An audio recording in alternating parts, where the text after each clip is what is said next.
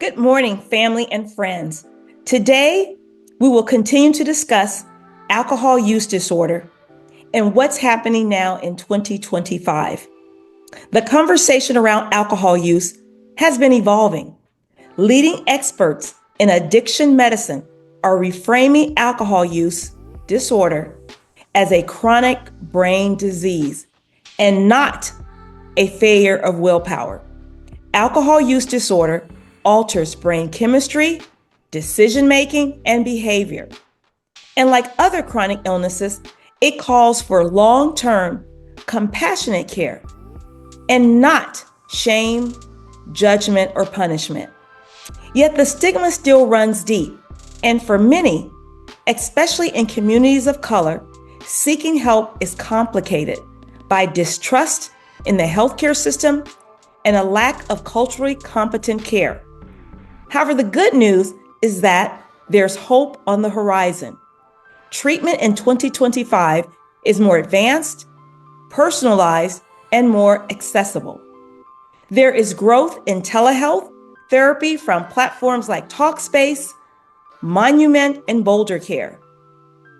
There is medication-assisted treatment that use drugs like Naltrexone to reduce alcohol cravings and support recovery.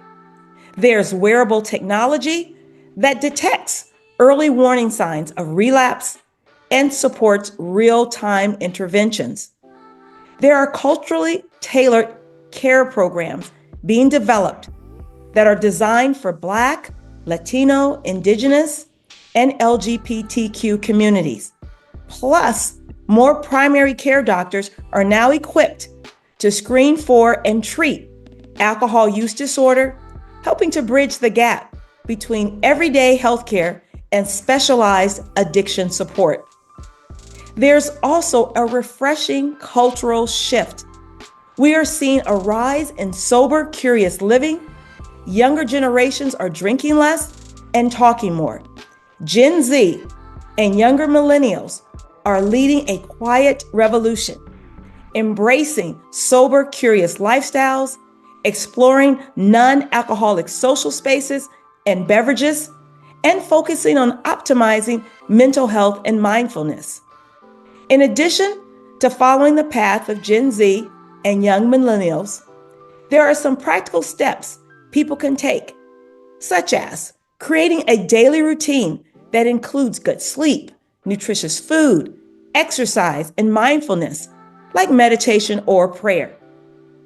Engaging in healthy distractions, such as reading, gardening, picking up a hobby, or spending time in nature. Joining a support group, and utilizing telehealth platforms like Talkspace or BetterHelp. If you or someone you love needs help right now, please call the Alcohol and Drug Helpline at 1-800-662-4357. Alcohol use disorder is treatable. Recovery is possible, and no one has to go through it alone. Let's join our younger generations in this revolution to end alcohol consumption, which is a self-destructive vice. And remember, the World Health Organization reaffirmed that there is no safe amount of alcohol consumption when it comes to long-term health risk. Besides solutions for individuals struggling with alcohol use disorder, we need national policy changes to combat the ongoing crisis of alcohol use, such as early education around alcohol use starting in schools should be mandatory. We need accessible, affordable, and non-judgmental care for those seeking help. And we need cultural shifts that prioritize mental health and community connection. And lastly, policy reforms are needed that regulate alcohol monitoring, addiction funding, and protection of vulnerable populations. Well, that's it for today. See you next week.